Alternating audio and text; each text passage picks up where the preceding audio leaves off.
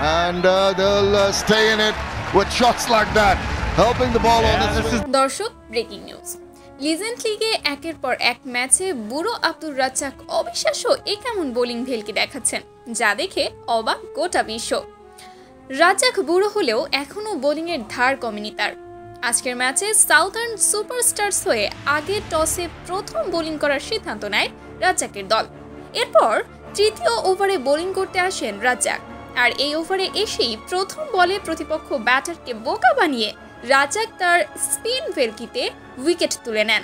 এর পরের ওভারে 4 রান খরচ করেন এবং তবে এই ওভারে কোনো উইকেটের দেখা পায় নাই, কিন্তু এর পরের ওভারে এসেই মাত্র 3 রান দিয়ে জোড়া 2টি উইকেট শিকার করেন।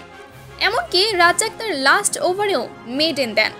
এদিন দর্শক মাত্র 14টি রানের খরচে 3 উইকেট শিকার করেন এবং গুরুত্বপূর্ণ একটি ওভার মেডেন দেন, যা এক অনন্য বিরল রেকর্ড বাংলাদেশি লিজেন্ড ক্রিকেটার হিসেবে রাজ্জাকের।